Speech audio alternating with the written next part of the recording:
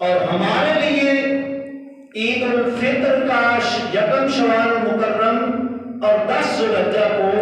ہمارے لیے 2 دن عید کے بنائے اور فرشتوں کے لیے 2 راتیں عید کی بنائی۔ شب برات فرشتوں کی عید کی رات ہے، شب قدر فرشتوں کی عید کی رات ہے، ان دونوں کے لیے عید کی مقدس راتیں اور ہمارے لیے یکم شوال اور 10 ذوالحجہ دونوں دن عید۔ اللہ رب العزت نے فرق رکھا ہے، فرشتوں کے لیے رات کو عید بنایا اور ہم گناہگاروں کے لیے دن کو عید بنایا۔ فرق تو آپ کو معلوم ہے، 2 گروہ ایسے ہیں جو گناہوں سے معصوم ہیں، ایک انبیاء کا گروہ ہے اور دوسرا فرشتوں کا گروہ ہے۔ فرشتے دن رات اللہ رب العزت کی تسبیح کرتے ہیں، اس کی یاد کرتے ہیں، ان کی خوراک کی رب کی یاد ہے، اور فرشتوں کا مرکز عبادت بیت المعمور کہلاتا ہے۔ جیسے ہم مسجدوں میں عبادت کرتے ہیں، ان کے لیے مخصوص مرکز بیت المعمور ہے، اس میں سارے فرشتے عبادت کرتے ہیں۔ اب ہمارے لیے دن کو رکھا اور ان کے لیے رات عید کی بنائی، کیونکہ ہمارے اوپر غفلت بھی طاری ہوتی ہے، ہمارا کچھ وقت کھانے پینے میں گزرتا ہے، کچھ وقت سستی کاہلی میں گزرتا ہے، لیکن ملائکہ کے 24 گھنٹے اللہ کی تسبیح میں گزرتے ہیں۔ اللہ نے ان کے لیے رات کو دونوں راتیں، شب برات اور شب قدر، ان کے لیے عید بنا دی، کیونکہ ان کے اوپر غفلت نہیں آتی، ہمارے اوپر غفلت آ جاتی ہے۔ لیکن ہمارے لیے جو شب برات بنائی ہے کہ یوں سمجھیں کہ بجٹ کی رات بنائی ہے، اس رات کے اندر ساری تفصیل لکھی جاتی ہے، اس سال کس نے جینا ہے،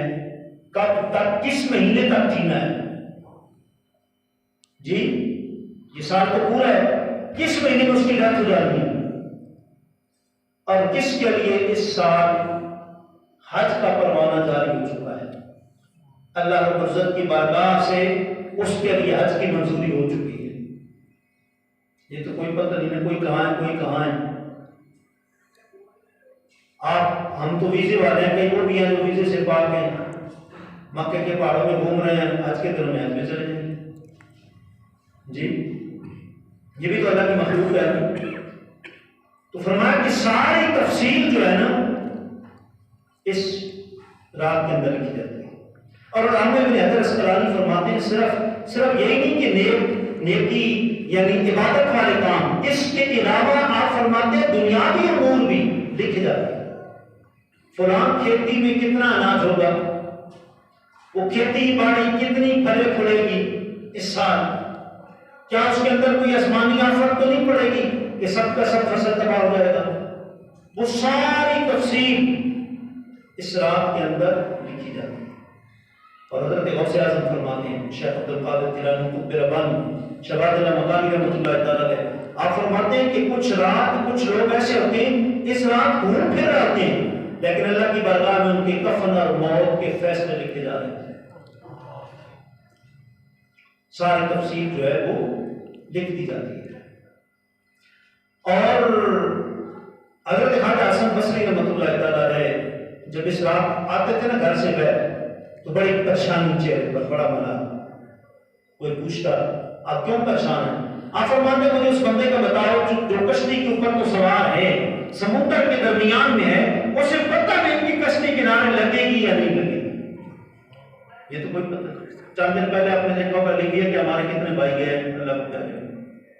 کہاں سے چلے کہاں، روح قبض ہو گئی جی پانی کے اندر جی۔ تو آپ فرماتے ہیں کہ میرا حساب بھی وہی ہے، میں اب زندگی گزار رہا ہوں، اب کوئی پتہ نہیں شب برات آ گئی ہے، میرے رب نے میرے بارے میں کیا فیصلے کیے۔ برات مانا یعنی جہنم سے دور کر کے جنتی ہونے کا پروانہ جاری کرتے ہیں۔ اب جو اگلی باتیں ہیں نا وہ بڑی ذرا سرکار نے جو صحابہ کرام کو فرمائی ہیں، اللہ کرے کہ ہم میں سے پوری مسجد میں سے کوئی ایک بندہ اس فہرست میں نہ آئے جس کا حضور نے ذکر فرمایا کہ اس رات بخشش ہو جاتی ہے، میرے جو غلام ہیں ان کی بخشش ہو جاتی ہے۔ اور ایک روایت میں مطلب ہے کہ یوں بھی آتا ہے قبیلہ بنو کلب کی بکریوں کے بالوں کے برابر میرے غلاموں کی بخشش ہو جاتی ہے۔ لیکن